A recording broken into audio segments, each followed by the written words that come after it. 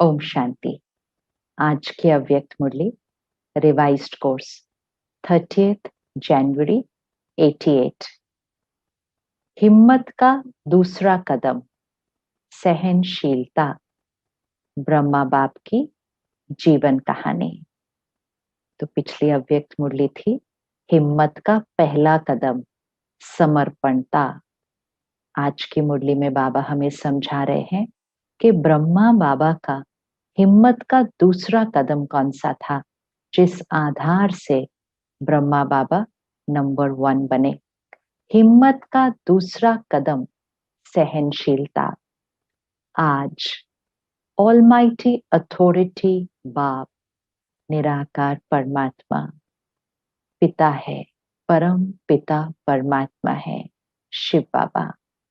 आज almighty authority बाप अपनी पहली श्रेष्ठ रचना को देख रहे हैं।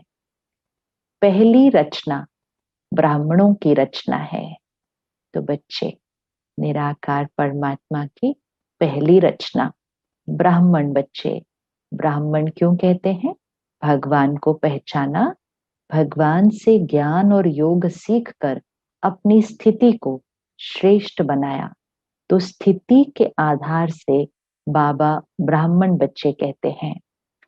उसकी पहली रचना में भी पहला नंबर ब्रह्मा को ही कहेंगे। तो बच्चे, पहली रचना, उस पहली रचना में पहला नंबर ब्रह्मा को ही कहेंगे। पहली रचना का पहला नंबर होने के कारण ब्रह्मा को आदि देव कहा जाता है। इसी नाम से आबू पर्वत पर यादगार भी आदि देव नाम से है। आदि देव अर्थात आदि रचता भी कहा जाता, और साथ साथ आदिदेव अर्थात नई सृष्टि के आदि का पहला नंबर देव है। हाँ, तो संगम युग में सर्वप्रथम ब्रह्मा बाबा ने परमात्मा को पहचाना।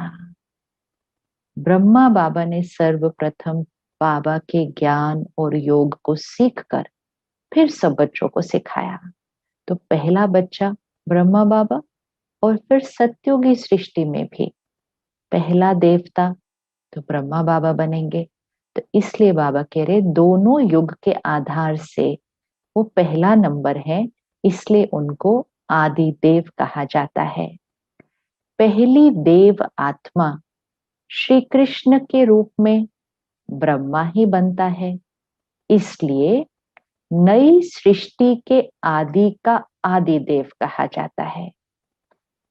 संगम युग में भी आदि रचना का पहला नंबर अर्थात आदि देव कहो, वह ब्राह्मण आत्माओं के रचता ब्रह्मा कहो। सो पहली रचना परमात्मा की पहली रचना ब्रह्मा, और फिर ब्राह्मण आत्माओं के रचता ब्रह्मा अर्थात शिव बाबा ने ब्रह्मा बाबा को यूज करके बच्चे रचे हैं। ब्रह्मा बाबा के मुख द्वारा हम सब बच्चों को अडॉप्ट किया है। तो ब्राह्मण आत्माओं के रचता ब्रह्मा कहो, तो संगम पर और सृष्टि के आदि पर, संगम पर और सत्युग पर, आदि अर्थात शुरुआत, शुरुआत फर्स्ट, आदि। तो संगम पर और सृष्टि के आदि पर दोनों समय के आदि हैं, इसीलिए आदि देव कहा जाता है। ब्रह्मा ही आदि कर्मातीत फरिश्ता बनता है। ब्रह्मा ही आदि कर्मातीत फरिश्ता बनता है। फर्स्ट कर्मातीत फरिश्ता, फर्स्ट फरिश्ता ब्रह्मा बाबा। ब्रह्मा सो फरिश्ता और फरिश्ता सो देवता, सब में नंबर 1। ब्रह्मा सो फरिश्ता, फरिश्ता सो देवता, सब में नंबर 1। ऐसा नंबर 1 क्यों बने? किस विधि से नंबर 1 सिद्धि को प्राप्त किया? अंडरलाइन। ऐसे ही नंबर 1 नहीं बन सकते हैं। कोई विधि अपनाई है और उस विधि से सिद्धि को प्राप्त किया है। तो कौन सी विधि से नंबर 1 सिद्धि को प्राप्त किया है, ये बाबा आज हमें समझा रहे हैं। आप सभी ब्राह्मण आत्माओं को ब्रह्मा को ही फॉलो करना है। क्या फॉलो करना है? इसका पहला कदम समर्पणता, ये तो पहले सुनाया। तो आज निराकार परमात्मा शिव बाबा हमें ये समझा रहे हैं कि ब्रह्मा बाबा ने कौन सी विधि अपनाई जिससे नंबर 1 की सिद्धि को प्राप्त किया। क्यों हमें समझा रहे हैं कि ब्रह्मा बाबा ने कौन सी विधि अपनाई? क्योंकि हम सब ब्रह्मा बाबा को फॉलो कर हम भी उस कर्मातीत फरिश्ता स्थिति को पहुंचने का हम पुरुषार्थ कर रहे हैं। तो जहां पहुंचना है, तो वहां अगर कोई और पहुंच चुका है तो उसको फॉलो करना इजी हो जाता है। जैसे देखो, कोई हम पहाड़ चढ़ते हैं, ट्रैकिंग पर जाते हैं, अलग अलग छोटे छोटे रास्ते होते हैं, कहीं पत्थर ज्यादा होता है, कहीं रोड स्लिपरी होती है, बड़ा संभल संभल के जाना पड़ता है ऊपर तक पहुंचने के लिए। लेकिन जो सबसे पहले चल रहा होता है, जो सबसे पहले चल रहा होता है, विघ्न ज्यादा उनके ही सामने आते हैं। वो ही कभी गलत पत्थर के ऊपर चढ़ जाते हैं, कभी पांव स्लिप करता है, फिर दूसरा रास्ता देखते हैं, दूसरी विधि अपनाते हैं। तो वो जो सबसे फर्स्ट चल रहा होता है, उसके सामने विघ्न, उसकी मेहनत, उसका पुरुषार्थ सबसे ज्यादा होता है। जो उसके पीछे चल रहे होते हैं उस पहाड़ पर, उनको तो क्या करना होता है? उसी रास्ते को फॉलो फॉलो फॉलो। तो जो पहले चल रहा होता है, वो पीछे मुड़ता है और देख कर कहता है यहाँ से नहीं जाना, यहाँ से जाना, ये रास्ता ठीक है, ऐसे नहीं करना, इधर जाना। तो बाकियों को क्या करना होता है? सिर्फ फॉलो करना होता है उसी रास्ते पर कदम। जहां पहले ने चला, उसके फुटस्टेप्स होते हैं, उसका रास्ता बना हुआ होता है। उसी रास्ते पर कदम पे कदम चलकर बस जाएंगे, तो हम भी उस ऊंची पहाड़ी, उस ऊंची स्थिति, कर्मातीत फरिश्ता स्थिति पर पहुंच जाएंगे। इसलिए शिव बाबा परमात्मा हमें ब्रह्मा बाबा के कदम समझा रहे हैं। तो पहला कदम जो पिछली बार डिटेल में समझा हमने, वो था समर्पणता। आज है दूसरा कदम, सहनशीलता। पहले कदम में भी सब रूप से समर्पण बन के दिखाया। दूसरा कदम सहनशीलता।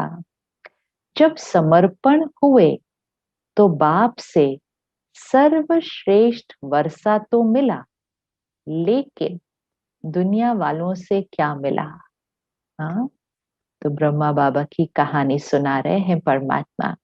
जब समर्पण हुए तो बाप से तो सर्वश्रेष्ठ वर्षा मिला, लेकिन दुनिया वालों से क्या मिला? सबसे ज्यादा गालियों की वर्षा किस पर हुई है? सबसे ज्यादा गालियों की वर्षा, अपशब्द, अपशब्द, ऐसी बातें जो कोई किसी के लिए सोचे भी ना। ऐसी बातें सिर्फ सोची नहीं, बोली, लिखी, फैलाई समाज ने उस समय। और वो सारी किसके लिए थी? पहले ब्रह्मा बाबा के लिए। सबसे ज्यादा गालियों की वर्षा किस पर हुई? चाहे आप आत्माओं को भी गालियां मिली या अत्याचार हुए, लेकिन ज्यादा क्रोध व गुस्सा ब्रह्मा को ही मिलता रहा। तो यज्ञ की शुरुआत, तो सभी बहनें जो शुरू में आई, उनको घर पर अत्याचार हुआ, पवित्रता के लिए ही अत्याचार था, और तो कोई बात ही नहीं थी। ज्ञान तो सबको अच्छा लग रहा था, उनके परिवार वालों को भी पता था ये ज्ञान तो बहुत अच्छा है। लेकिन सारा जो अत्याचार, सारा जो अपमान था, वो किस बात के लिए था? पवित्रता की धारणा, ब्रह्मचर्य, और उस धारणा पर जब वो बहनें अटल रही, अडिग रही, तो उनके घर वालों ने कहा, ये क्या है?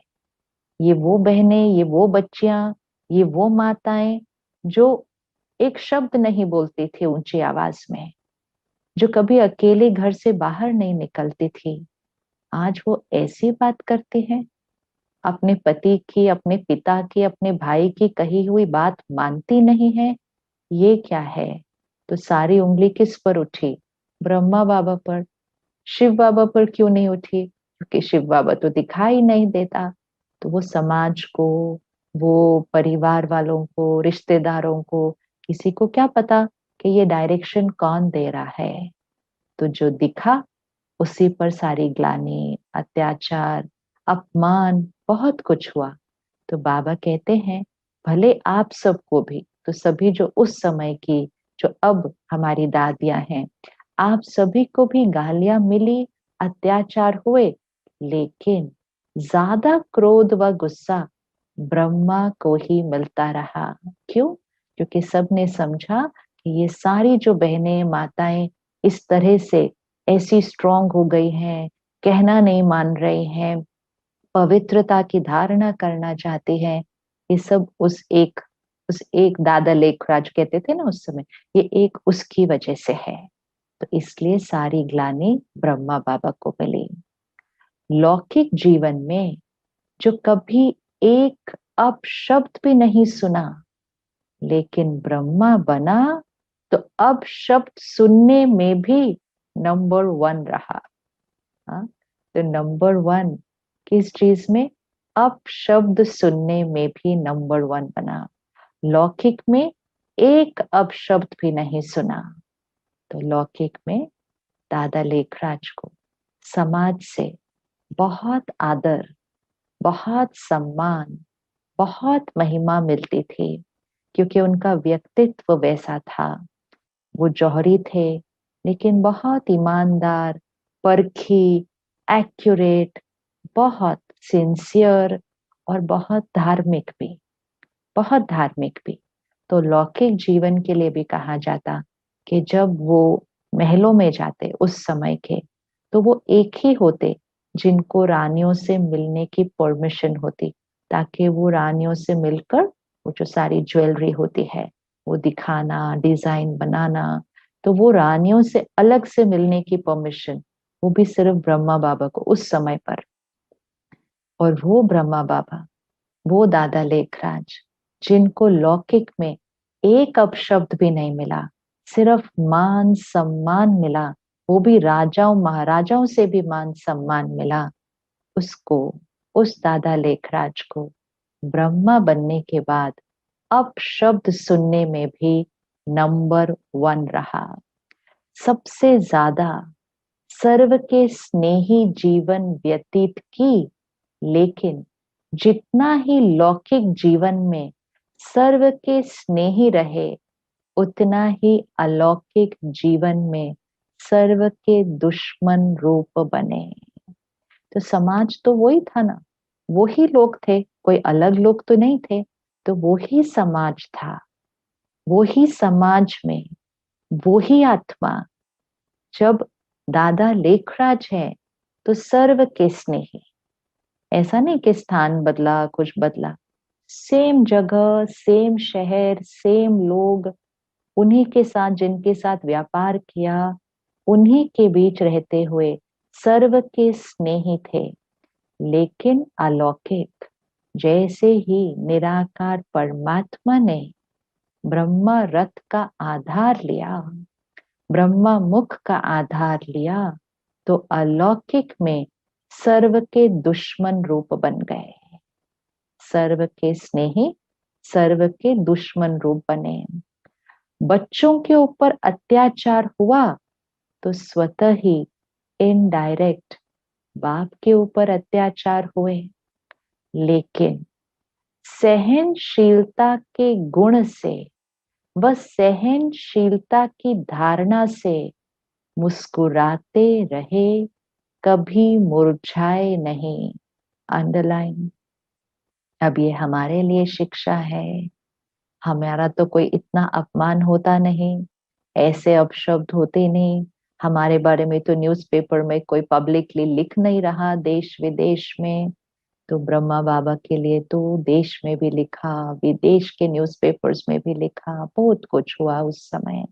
तो बाबा कहते हैं, सहनशीलता की धारणा से मुस्कुराते रहे, कभी मुरझाए नहीं। चेकिंग, कभी मुरझाए नहीं। कोई प्रशंसा करे और मुस्कुराए, इसको सहनशीलता नहीं कहते।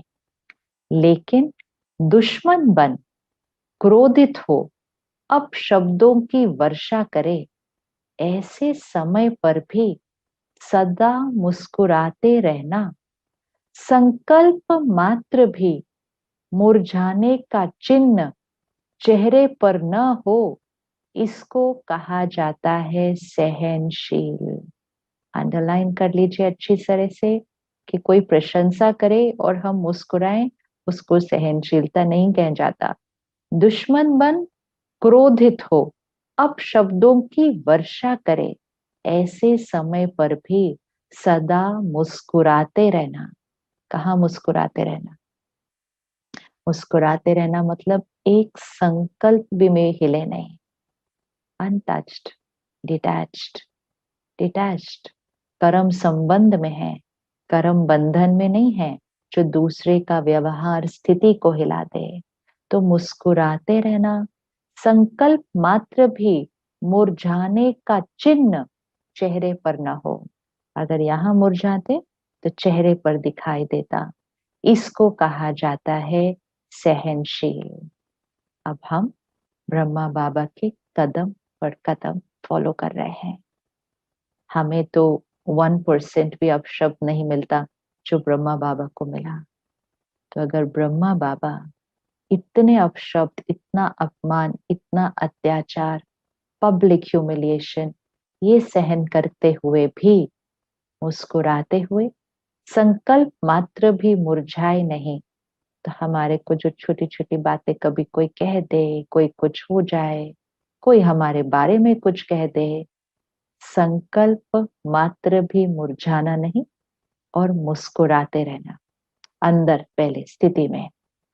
दुश्मन आत्मा को भी रहम दिल भावना से देखना, बोलना, संपर्क में आना, इसको कहते हैं सहनशीलता। दूसरी पॉइंट। तो फर्स्ट पॉइंट कवर होगी तो दूसरी पर आएंगे। फर्स्ट क्या थी? मुरझाना नहीं, संकल्प में भी मुस्कुराते रहना। दुश्मन आत्मा को भी रहम दिल भावना से देखना, बोलना, संपर्क में आना, इसको कहते हैं सहनशीलता। जब अंदर मुरझाएंगे नहीं तो जो भी निमित्त बना है हमें वो अपशब्द कहने के, हमारे से गलत व्यवहार करने के, जो भी निमित्त बना है, हम उसके प्रति कुछ गलत सोचेंगे ही नहीं। हम ये भी नहीं सोचेंगे इसने मेरा अपमान किया, ये भी संकल्प नहीं आएगा। तो जब कुछ नेगेटिव आएगा ही नहीं, जब कुछ वेस्ट आएगा ही नहीं, तो प्योर एंड पॉजिटिव तो नॉर्मल रहेगा, नेचुरल रहेगा। तो इसलिए दुश्मन आत्मा के प्रति भी रहम दिल भावना, normal, pure thoughts, clean thoughts, तो वो रिस्पेक्टफुल थॉट्स, वो बिल्कुल हिले नहीं, संकल्प मात्र मुरझाए नहीं, तो रहम दिल ऑटोमेटिकली हो जाता है।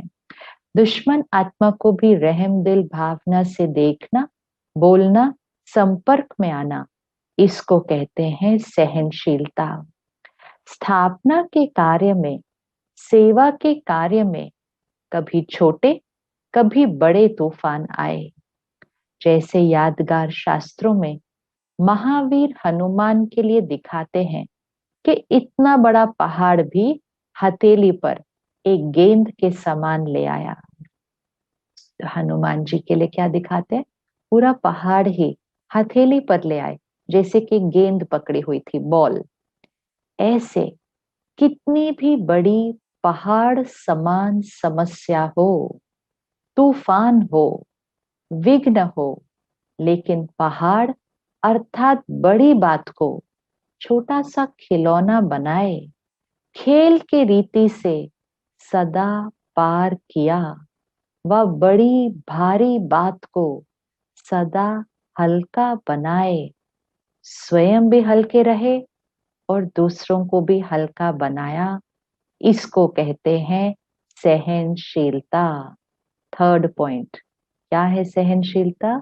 कितनी भी बड़ी बात, पहाड़ समान समस्या, तूफान हो, विघ्न हो, लेकिन पहाड़ अर्थात बड़ी बात को छोटा सा खिलौना, जैसे वो पहाड़ को उठाकर लाए गेंद की तरह, तो इसी तरह कितनी भी बड़ी बात, तूफान हो, विघन हो, पहाड़ समान हो, उस बड़ी बात को भी छोटा सा खिलौना बनाए, खेल की रीति सदा पार किया, वह बड़ी भारी बात को सदा हल्का बनाए, स्वयं भी हल्के रहे और दूसरों को भी हल्का बनाया। इसको कहते हैं सहनशीलता। छोटे से पत्थर को पहाड़ नहीं, लेकिन पहाड़ को गेंद बनाया, विस्तार को सार में लाया, ये है सहनशीलता। अंडरलाइन। हम सबके जीवन में बातें आती हैं, छोटी आती हैं, कभी बड़ी आती हैं। ब्रह्मा बाबा ने क्या किया? बड़े बड़े विघन, पहाड़ जितने विघन को छोटा सा खिलौना बना दिया। कैसे बनाया? बात तो बड़ी थी ना। उस समय जो भी उस बात को देखते, वो कहते इतना अपमान, इतना अपशब्द, ये व्यक्ति कैसे सहन करता है ये सब कुछ?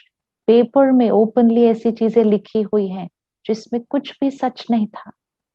ऐसी ऐसी बातें जो बोली भी नहीं जा सकती, अभी जो बोली भी नहीं जा सकती, ऐसी ऐसी बातें लिखी। और बाबा ने क्या किया? वो पहाड़ जैसी बातों को, विघन को, तूफान को हल्का सा छोटा सा खिलौना बनाए, खुद भी हल्के रहे, औरों को भी हल्का बनाया। अब शिव बाबा क्या कहते हैं?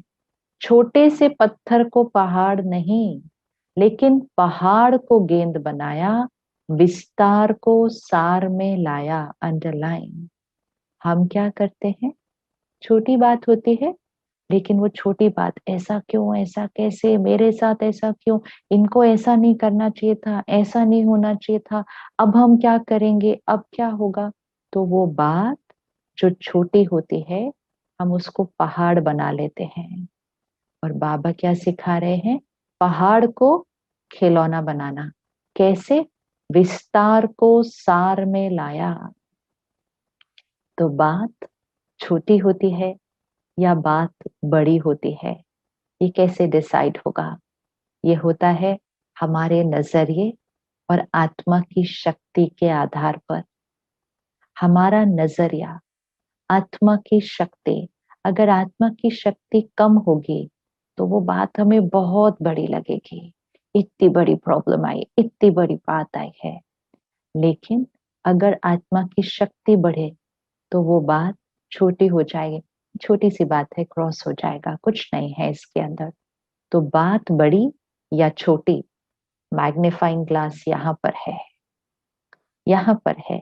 बातों का कोई साइज नहीं होता है, परिस्थिति का कोई साइज नहीं होता है, किसी के द्वारा मिलते हुए अपमान का कोई साइज नहीं होता है। वो साइज आत्मा अपनी स्थिति और शक्ति के आधार से डिसाइड करते हैं।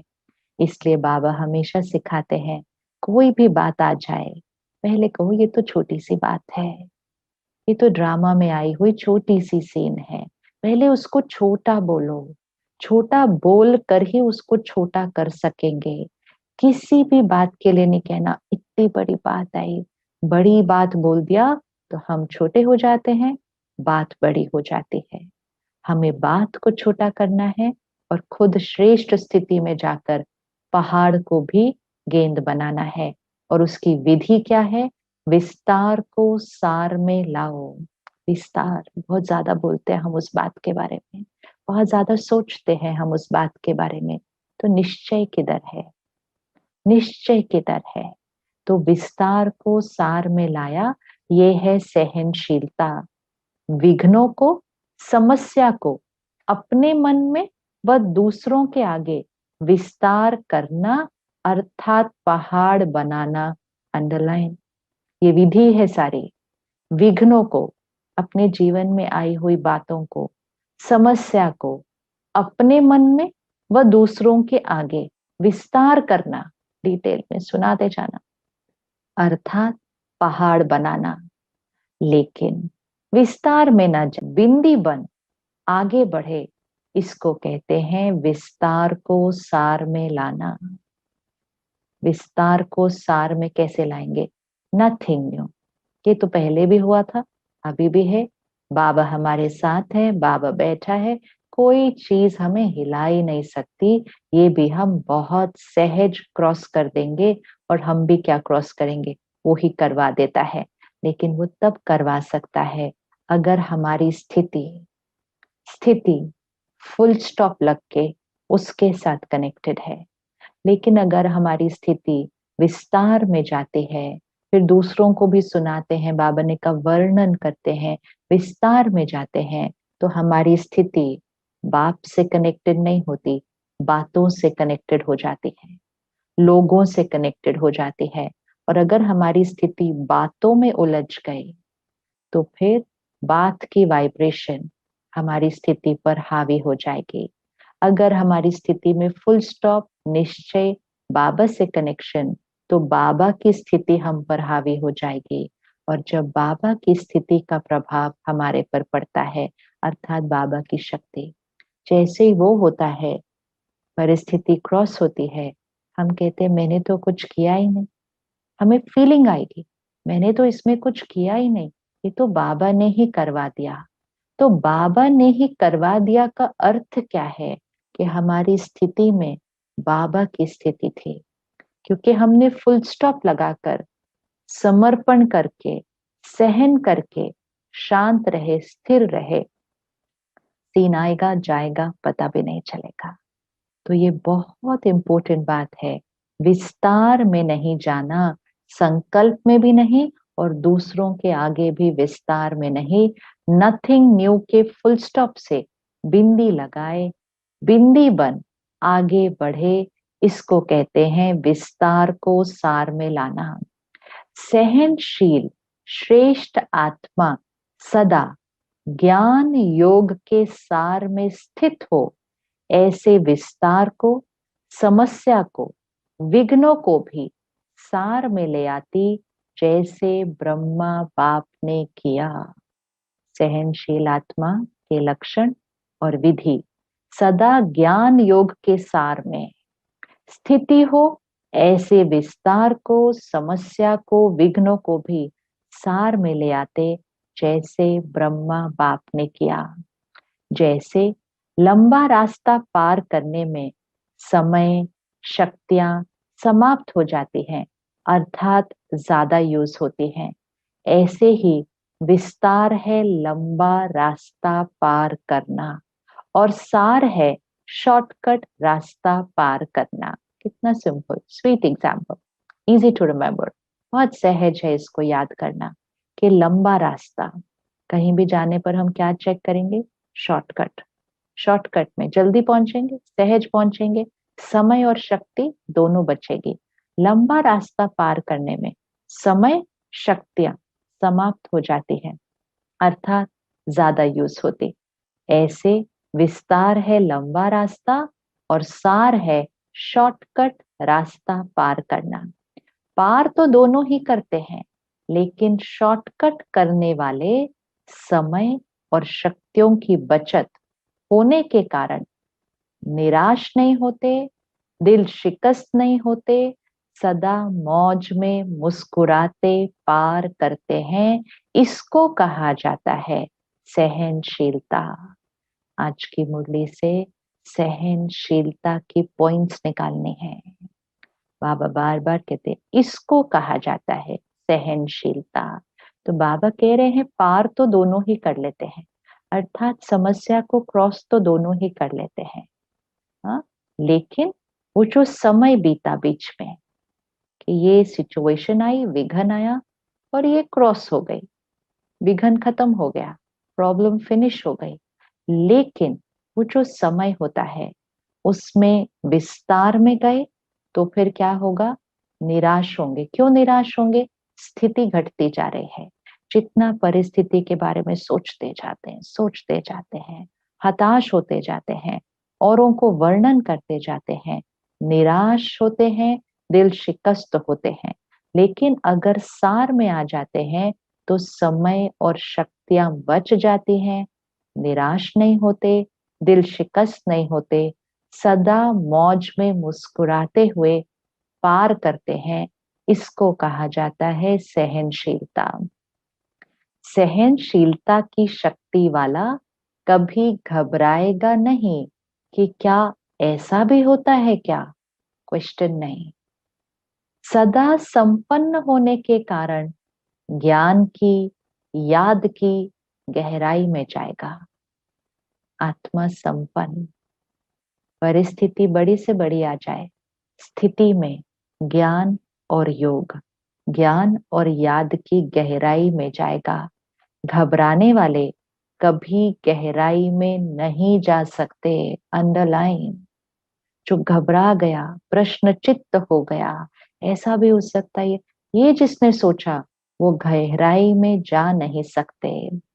सार वाला सदा भरपूर होता है, इसलिए भरपूर संपन्न चीज की गहराई होती है। आज की मुरली से ये पॉइंट को पक्का कर ले। हर बात के सार में स्थित रहें, सार रूप में सोचें और सार रूप में बोलें।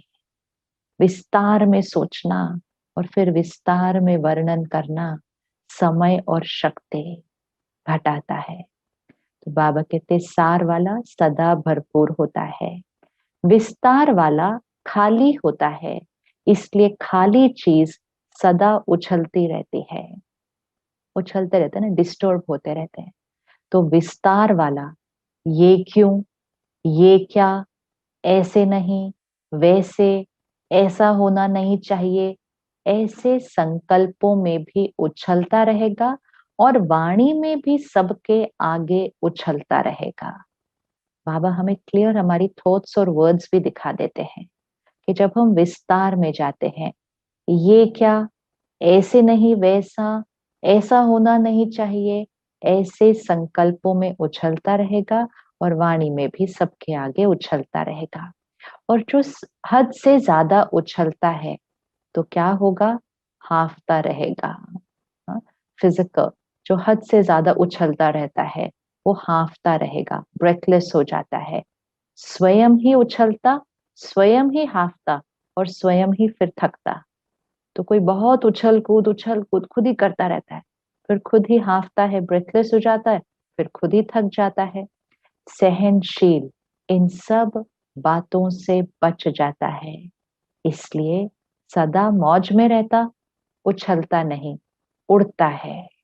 एक एक लाइन, मूंझता नहीं, मौज में रहता है, उछलता नहीं, उड़ता रहता है। दूसरा कदम सहनशीलता, ये ब्रह्मा बाप ने चल करके दिखाया। सदा अटल, अचल, सहज स्वरूप में मौज से रहे, मेहनत से नहीं। ब्रह्मा बाबा ने ये करके दिखाया है। तो जब भी कोई सामने बात आए हमेशा याद रखना है, ब्रह्मा बाबा ने इससे कई गुना ज्यादा बातें क्रॉस की हैं। हमारी बात तो उसके सामने साइज ही गेंद का है, उनकी तो बात पहाड़ जितनी थी, उसको गेंद बनाया। हमारी तो बात का साइज ही गेंद का है। लेकिन आज बाबा ने कहा विस्तार में जाने से उस गेंद को पहाड़ बना देते हैं। तो ब्रह्मा बाबा ने क्या किया, सदा अटल, अचल, सहज स्वरूप में मौज से रहे, मेहनत से नहीं। इसका अनुभव 14 वर्ष तपस्या करने वाले बच्चों ने किया है। 14 वर्ष महसूस हुए या कुछ घड़ियां लगी? जब हम लाइट होते हैं, अंदर से संपन्न, भरपूर, सदा खुश होते हैं, तो समय ऐसे ही बीत जाता है, पता ही नहीं चलता। कहते अच्छा ये साल पूरा भी हो गया, अच्छा अभी तो साल शुरू हुआ था, कब खत्म हो गया। और जो भारी होता है, उलझा हुआ होता है, उसके लिए एक एक क्षण काटना, एक एक दिन काटना भारी लगता है। तो ऐसा लगता है समय खत्म ही नहीं हो रहा। तो फिर वो क्या कहते हैं, ये समय कब खत्म होगा, कब खत्म होगा। और जो मौज में रहते हैं वो कहते हैं अरे ये समय बीत गया। तो बाबा कहते हैं ब्रह्मा बाबा जितने अटल लाइट रहे, दूसरों को लाइट रखा, ये अनुभव 14 वर्ष तपस्या करने वाले बच्चों ने किया। 14 वर्ष महसूस हुए या कुछ घड़ियां लगी, मौज से रहे या मेहनत लगी। जैसे वैसे तो स्थूल मेहनत का पेपर खूब लिया। हाँ अभी नेक्स्ट पॉइंट, स्थूल मेहनत मतलब फिजिकल वर्क, कर्मणा सेवा। स्थूल मेहनत का पेपर तो खूब लिया, कहाँ नाज से पलने वाले और कहाँ गोबर के गोले भी बनवाए। तो सभी जो हमारी दादियां हैं, जो उस समय छोटी छोटी कन्याएं, माताएं, बहनें थी, वो तो बड़े नाजों से पले थे अपने घरों के अंदर। बड़े बड़े घर, उस समय की रॉयल फैमिलीज, बड़े बड़े घर, बड़े बड़े व्यापारी लोग, उनके घरों के बच्चे थे बहुत सारे उसमें। तो बाबा कहते हैं कितने नाजों से पली थी, और कहाँ गोबर के गोले भी बनवाए, मैकेनिक भी बनाया, चप्पल भी सिलवाई, मोची भी बनाया, माली भी बनाया। लेकिन मेहनत लगी या मौज लगी। कितना ब्यूटीफुल फील होता है सुनते समय, कैसी फीलिंग आती है कि इतने लाइट रहे, इतने मौज में रहे, कि कितने नाजों से पले हुए आए और उनको गोबर के गोले भी बनवाए, मैकेनिक भी बनवाया, चप्पल भी सिलवाई, मोची भी बनाया, माली भी बनाया। लेकिन मेहनत लगी या मौज लगी, सब कुछ पार किया, लेकिन सदा मौज की जीवन का अनुभव रहा। जो मूंझे वो भाग गए, अंडरलाइन, जो मूंझे कि ये क्या है, हम ऐसा ये सब करने के आए थे, हम ये सब करेंगे, यहाँ तो धन भी खत्म होता जा रहा है, यहाँ तो खाने के लिए भी नहीं होगा, यहाँ तो बेगरी पाठ चल रहा है।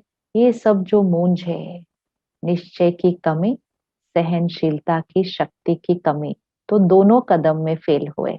पहला कदम क्या था, समर्पणता, निश्चय।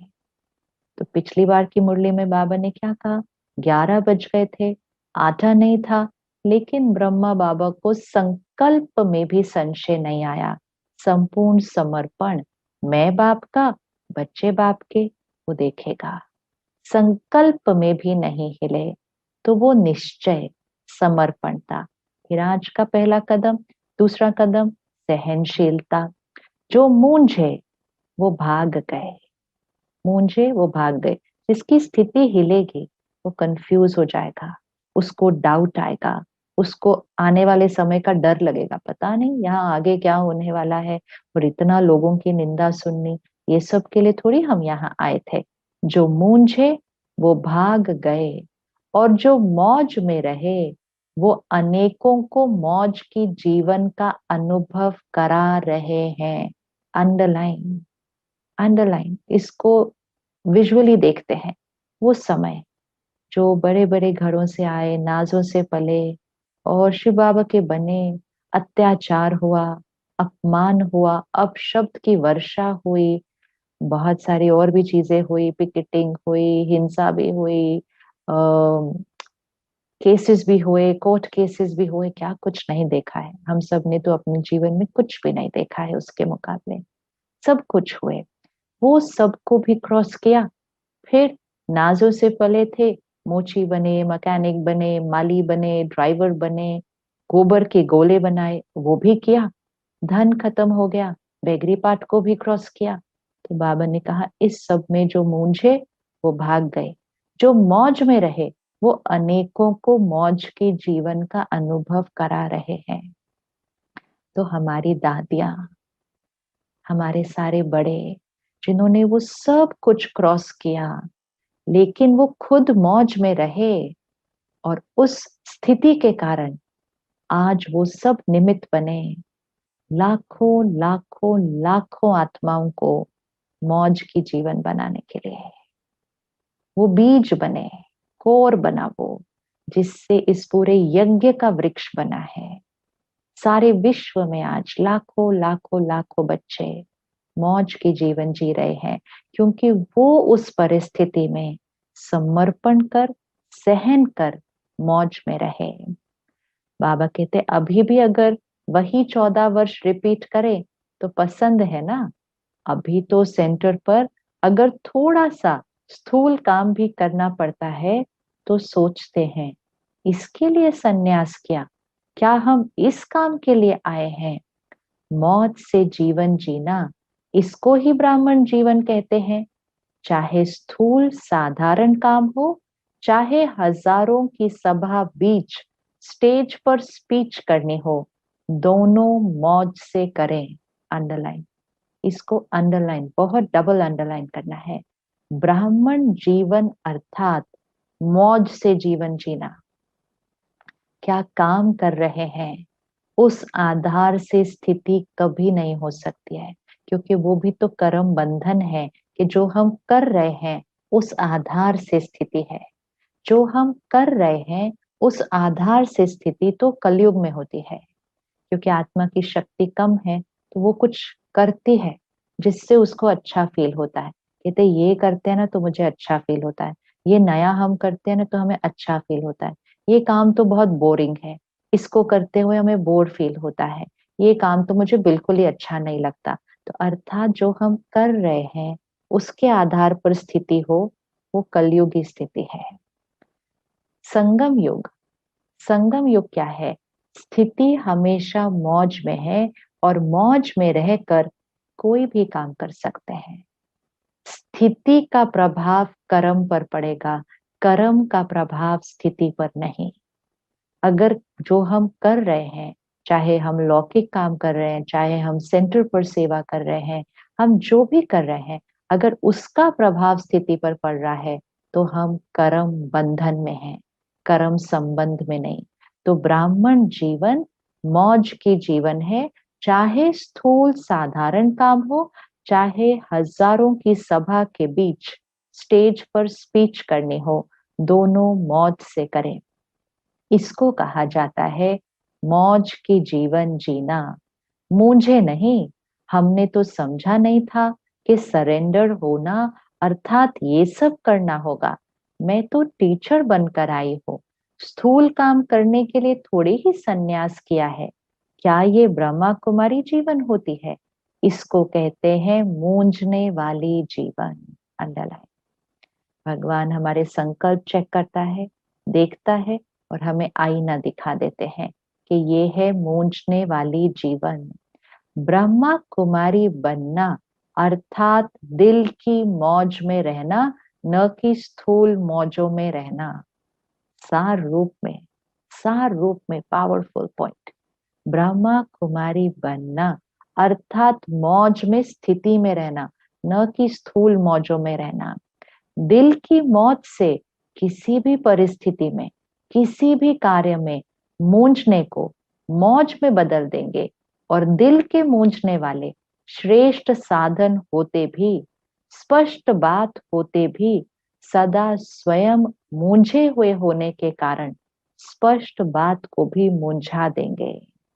अच्छे साधन होते हुए भी साधनों से मौज नहीं ले सकेंगे।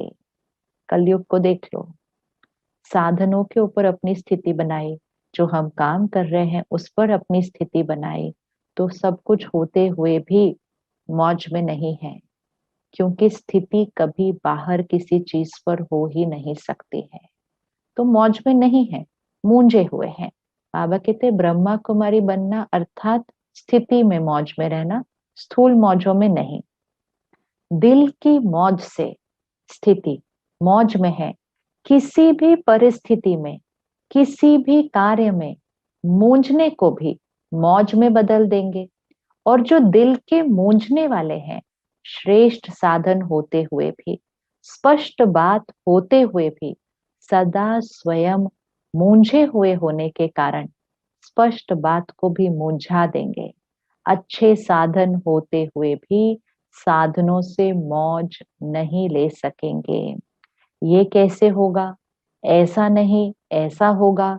इसमें खुद भी मूंझेंगे, दूसरे को भी मूंझा देंगे। जैसा कहते हैं ना, सूत मूंझ जाता है तो मुश्किल ही सुधरता है। अंडरलाइन। सूत मूंझ जाता है, जो धागे होते हैं वो जैसे वूल होती है, मूंझ जाती है तो मुश्किल ही सुधरती है। अगर हम इधर मूंझ गए तो मुश्किल ही सुधरते हैं।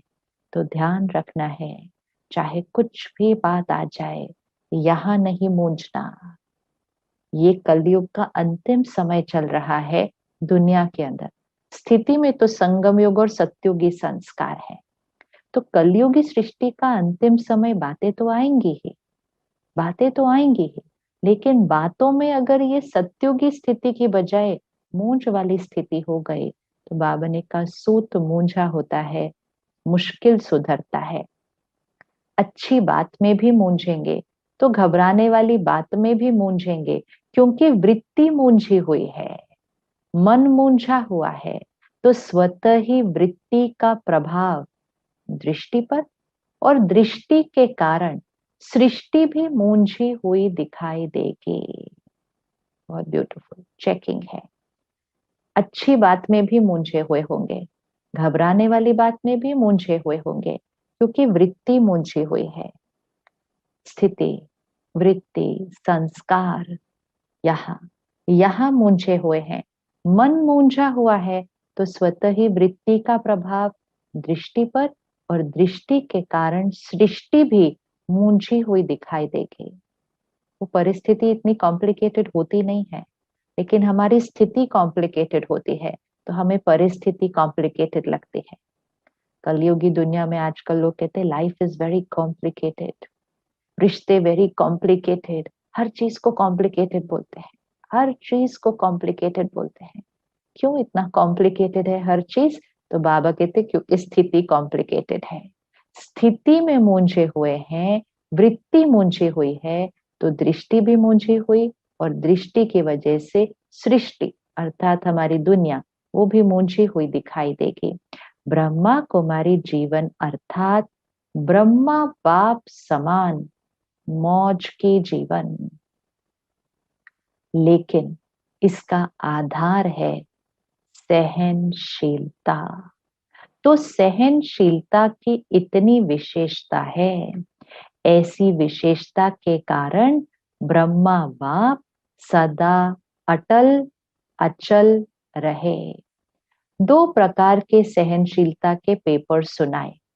पहला पेपर लोगों द्वारा अपशब्द अत्याचार, दूसरा यज्ञ की स्थापना में भिन्न भिन्न आए हुए विघ्न, और तीसरा कई ब्राह्मण बच्चों द्वारा भी ट्रेटर होना व छोटी मोटी बातों में असंतुष्टता का सामना करना। तो विघ्न सिर्फ बाहर की दुनिया से नहीं आते हैं। तो बाबा ने कहा तीसरा कारण था अपने ही परिवार से, अपने ही जो बच्चे हैं उनसे ही ट्रेटर होना, डिससर्विस करना, और असंतुष्ट, ब्रह्मा बाबा से असंतुष्ट होना। लेकिन इसमें भी सदा असंतुष्ट को संतुष्ट करने की भावना से, परवश समझ सदा कल्याण की भावना से, सहनशीलता की साइलेंस पावर से हरेक को आगे बढ़ाया। अंडरलाइन। जो बाबा से असंतुष्ट थे, बाबा के लिए गलत सोचते थे, कहते ये ऐसा कैसे कर सकते हैं, ऐसा कैसे, तो बाबा ने असंतुष्ट को भी संतुष्ट करने की भावना से परवश समझ, ये परवश है आत्मा, अपने पुराने संस्कारों के परवश है, कोई संग के रंग के परवश है, ये समझकर सदा कल्याण की भावना से, सहनशीलता की साइलेंस पावर से, ये सब साइलेंस पावर से होता है, बोलने से नहीं होता, हरेक को आगे बढ़ाया।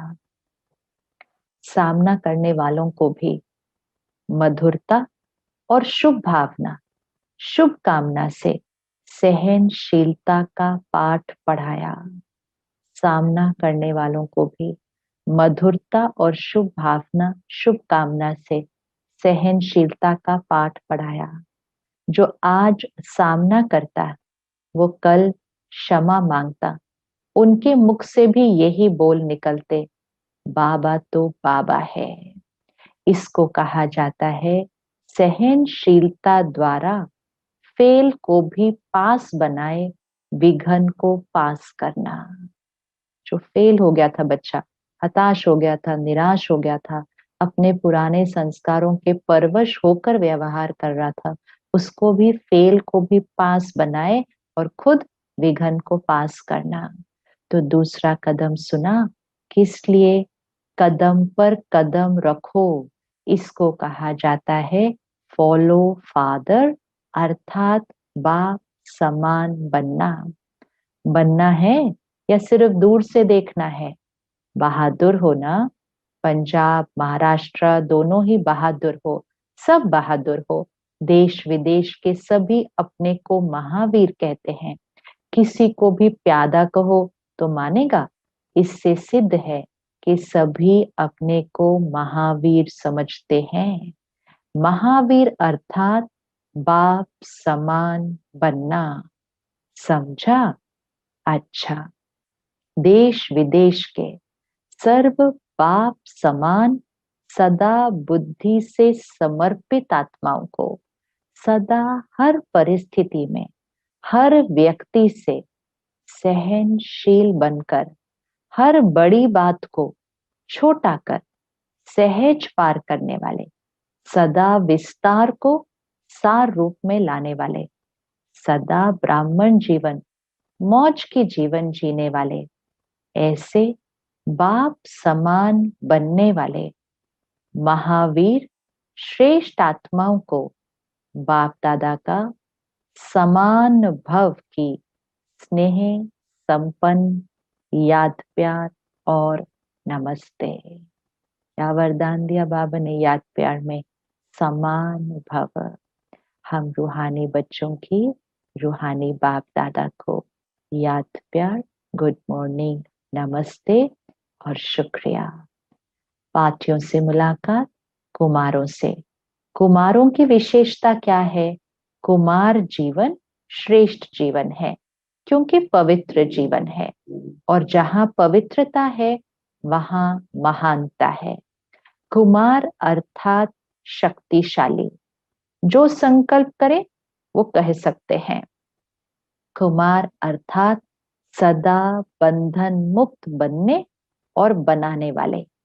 ऐसी विशेषता है ना, जो संकल्प करो वही कर्म में ला सकते हो।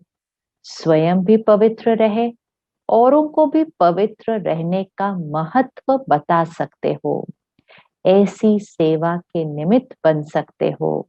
जो दुनिया वाले असंभव समझते हैं वो ब्रह्मा कुमार चैलेंज करते हैं। तो हमारे जैसा जीवन कोई हो नहीं सकता। क्यों? क्योंकि बनाने वाला सर्वशक्तिमान है।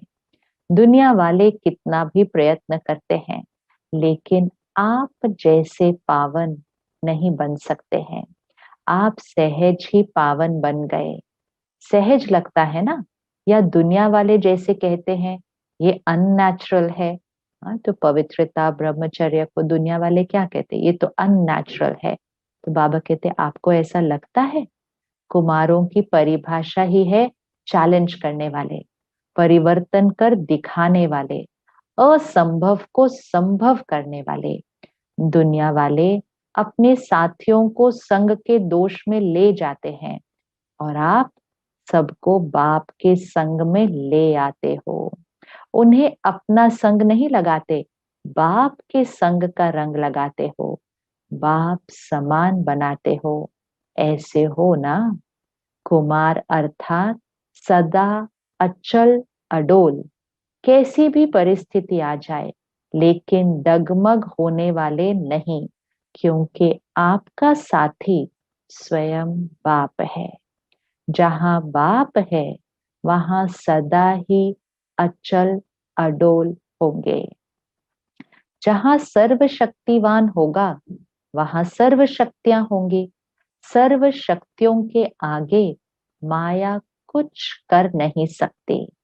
इसलिए कुमार जीवन अर्थात सदा एक रस स्थिति वाले, हलचल में आने वाले नहीं। जो हलचल में आते हैं वो अविनाशी राज्य भाग्य भी पा नहीं सकते। थोड़ा सा सुख मिल जाएगा लेकिन सदा का नहीं। इसलिए कुमार जीवन अर्थात सदा अचल एक्रस स्थिति में स्थित रहने वाले। तो एक्रस स्थिति रहती है या दूसरे रसों में बुद्धि जाती है? सब रस एक बाप द्वारा अनुभव करने वाले इसको कहते हैं एक रस अर्थात अचल अडोल। ऐसा एक रस स्थिति वाला बच्चा ही बाप को प्यारा लगता है। तो यही सदा याद रखना कि हम अचल अडोल आत्माएं एक रस स्थिति में रहने वाली हैं। माताओं के लिए बाप दादा ने सहज मार्ग कौन सा बताया है, जिससे सहज ही बाप की याद का अनुभव कर सको, मेहनत ना करनी पड़े। याद को भी सहज बनाने का साधन क्या है? दिल से कहो मेरा बाबा। जहां मेरा कहते हो वहां सहज याद आती है। सारे दिन में जो मेरा है वही याद आता है। कोई भी मेरा हो, चाहे व्यक्ति चाहे वस्तु, जहां मेरापन होगा वही याद आएगा। ऐसे यदि बाप को मेरा कहते हो, मेरा समझते हो, तो बाप ही याद आएगा। तो बाप को याद करने का सहज तरीका दिल से कहो मेरा बाबा। सिर्फ मुख से मेरा मेरा नहीं करना, अधिकार से कहना। यही सहज पुरुषार्थ कर आगे बढ़ते चलो। सदा ही इस विधि से सहज योगी बनो। मेरा कहो और बाप के खजानों के मालिक बनो। माताएं सदा अपने को पद्मा पदम भाग्यवान समझती हो। घर बैठे बाप मिला तो कितना बड़ा भाग्य है। दुनिया वाले बाप को ढूंढने के लिए निकलते हैं और आपको घर बैठे मिल गया तो कितना बड़ा भाग्य प्राप्त होगा। ऐसे कभी संकल्प में भी सोचा था? ये जो गायन है, घर बैठे भगवान मिला, ये किसके लिए है? आपके लिए है। तो ऐसी श्रेष्ठ भाग्य को स्मृति में रख आगे बढ़ते चलो। वहां मेरा श्रेष्ठ भाग्य। ये खुशी के गीत गाते रहो, खुशी के झूले में झूलते रहो, खुशी में नाचो गाओ। शक्तियों को सदा कौन सी खुशी रहती है? सदा बाप के साथ कंबाइंड हो। शिव शक्ति का अर्थ ही है कंबाइंड। बाप और आप दोनों को मिलाकर कहते हैं शिव शक्ति। तो जो कंबाइंड है उसे कोई अलग कर नहीं सकता। ऐसी खुशी रहती है। निर्बल आत्मा को बाप ने शक्ति बना दिया। निर्बल आत्माएं थी हम। भगवान ने कहा तुम मेरी शक्तियां शिव शक्तियां हो। निर्बल आत्मा को बाप ने शक्ति बना दिया। तो यही सदा याद रखो कि हम कंबाइंड रहने के अधिकारी बन गए हैं। पहले ढूंढने वाले थे और अभी साथ रहने वाले हैं। ये नशा रहता है। पहले भगवान को ढूंढने वाले थे, अब भगवान के साथ रहने वाले हैं। ये नशा रहता है। कितना भी माया कोशिश करे, लेकिन शिव शक्ति के आगे माया कुछ कर नहीं सकती। अलग रहते हो तो माया आती है, कंबाइंड रहो तो माया आ नहीं सकती। तो यही वरदान सदा याद रखना कि हम कंबाइंड रहने वाली शिव शक्तियां विजयी है।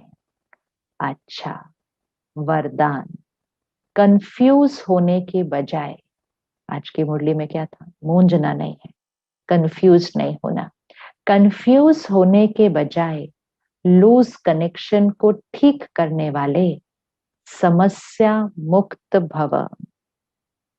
कंफ्यूज हो जाते हैं तो शिव बाबा से कनेक्शन लूज हो जाता है, कभी कभी तो टूट ही जाता है। तो बाबा कहते हैं फिर समस्या को कैसे क्रॉस करेंगे, कंफ्यूज होने की बजाय लूज कनेक्शन को ठीक करने वाले समस्या मुक्त भव। सभी समस्याओं का मूल कारण कनेक्शन लूज होना है, अंडरलाइन, सभी समस्याओं का मूल कारण कनेक्शन लूज होना है। सिर्फ कनेक्शन को ठीक कर दो तो सर्व शक्तियां आपके आगे घूमेंगी। यदि कनेक्शन जोड़ने में 1-2 मिनट लग भी जाते हैं तो हिम्मत हार कर कंफ्यूज न हो जाओ, निश्चय के फाउंडेशन को हिलाओ नहीं, मैं बाबा का, बाबा मेरा, इस आधार से फाउंडेशन को पक्का करो तो समस्या मुक्त बन जाएंगे। स्लोगन, बीज रूप अवस्था में स्थित रहना यही पुराने संस्कारों को परिवर्तन करने की विधि है।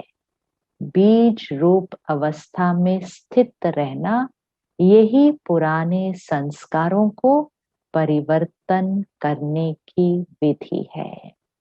ये था ब्रह्मा बाबा का दूसरा कदम, सहनशीलता। मुरली को रिवाइज करेंगे, उसमें से पॉइंट्स निकालेंगे कि सहनशीलता अर्थात हर पॉइंट को लिखेंगे, फिर उसको मनन करेंगे एंड मोस्ट इम्पोर्टेंट प्रैक्टिकल में उसको धारण करेंगे। ओम शांति।